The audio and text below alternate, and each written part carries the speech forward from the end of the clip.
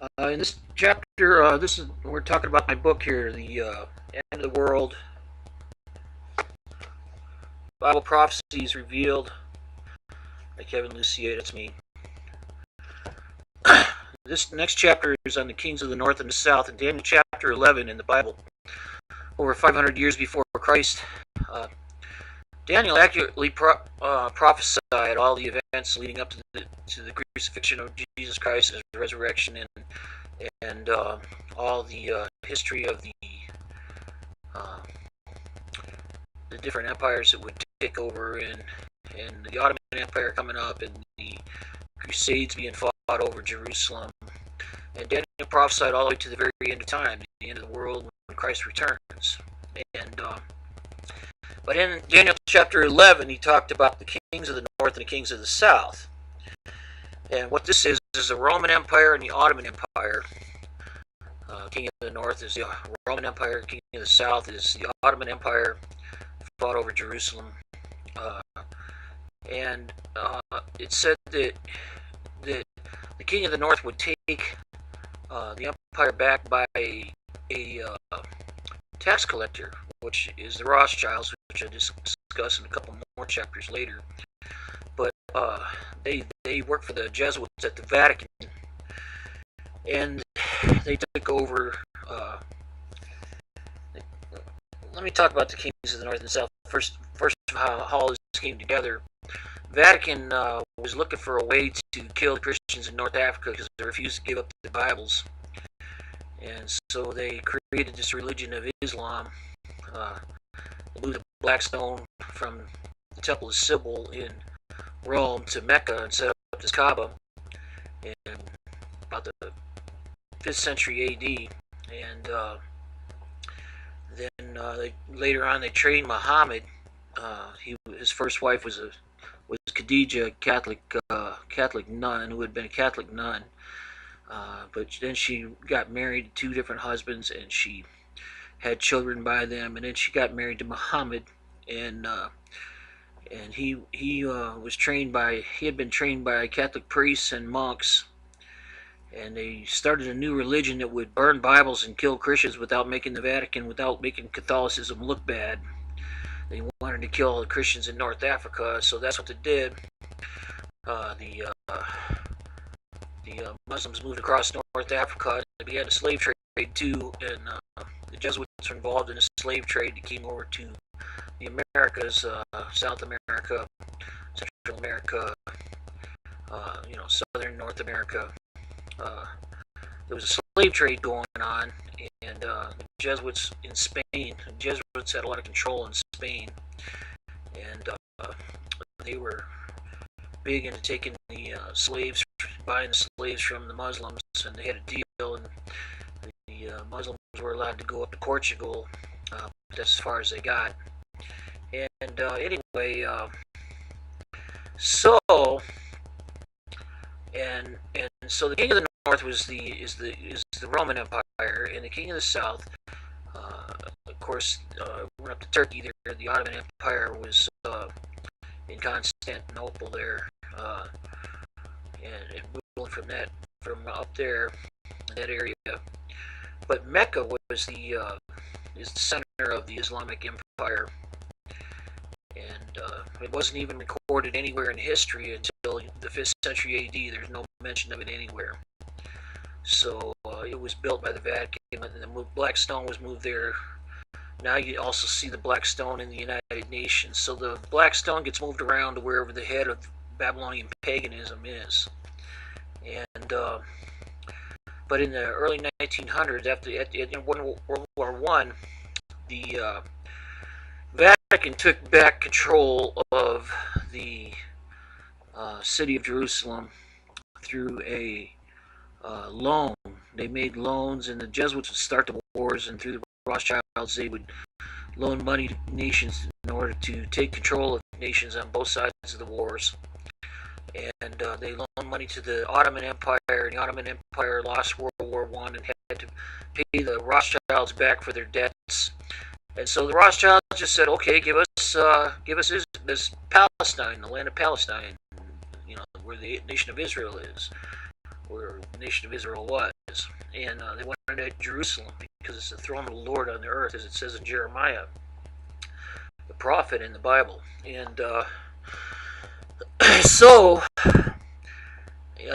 so they went ahead and they got the land of Israel back, and for the Vatican, and they put the Star of Saturn, that six-pointed star, the hexagram is called the Star of Saturn. Even the Israeli their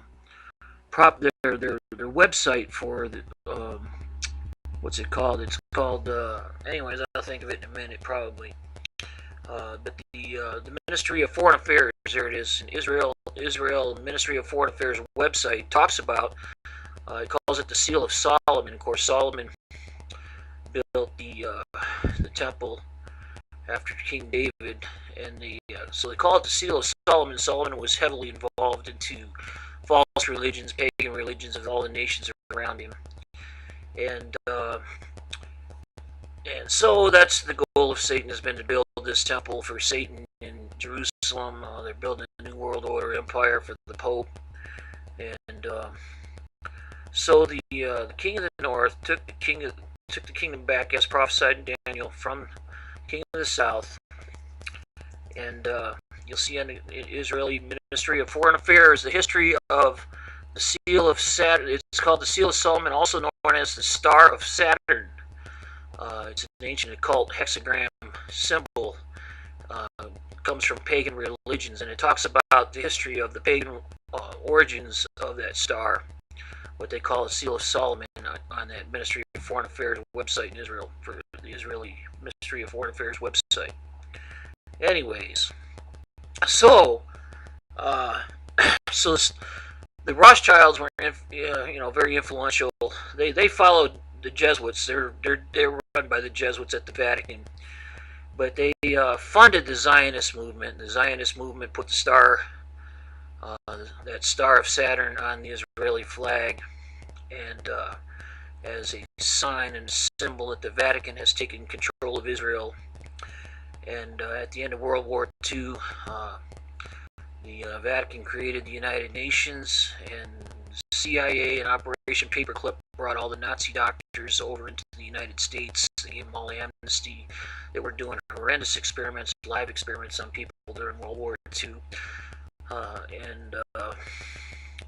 So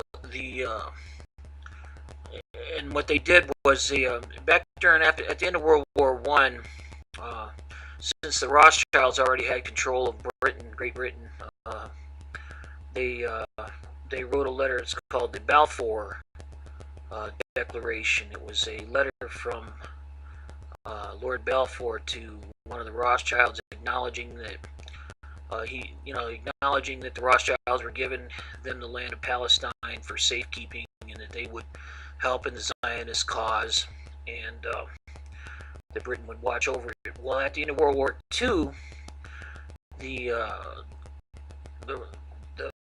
basically Britain was told to give Palestine to the United Nations. So the United Nations is the Palestinian Authority, has been since the United Nations was created at the end of World War II.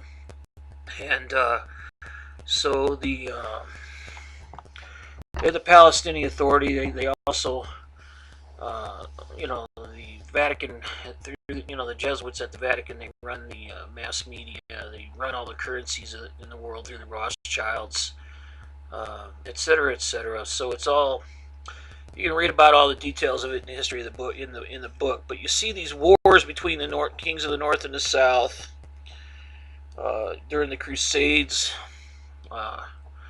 that led up to basically they were the Knights Templar were like a corrupt insurance organization that was not only military, but they were also bankers. They were corrupt bankers, and they took money from people for safe passageway to Jerusalem, and the Muslim assassins were on the other side. They were kind of working together, and the Muslims had control of Jerusalem, but the Knights Templars were getting really rich, and they were getting really corrupt. And so Vatican had to change plans because they wanted Jerusalem, and that's when the Jesuits came to power. The Jesuits came into play. The Christians were beginning to translate accurately out of the original Hebrew and Greek into the languages that people could read, so the Bible could be read. People were getting set free and were leaving Catholicism, realizing that Catholicism had nothing to do with the Bible, that it was a pagan religion, pretending to be Christian. And so, anyway, so that was the wars of the battles between the King of the North and the King of the South.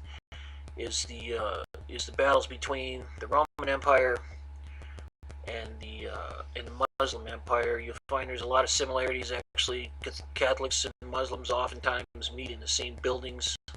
They use the same buildings for their rituals, for their meetings, and so you see that they all, they wear the black robes, and they wear, women all dressed like in black robes, and they pray using beads, and they pray using bells, and they do a lot of chanting. Both religions do a lot of chanting. All pagan religions do a lot of chanting and beads and using beads and bells and things like that. A lot of repetition and ritual.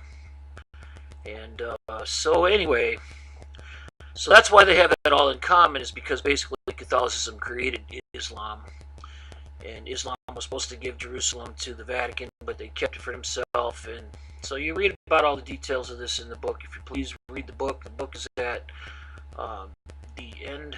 readtheendoftheworld.com. So we'll talk more about this in the next chapter.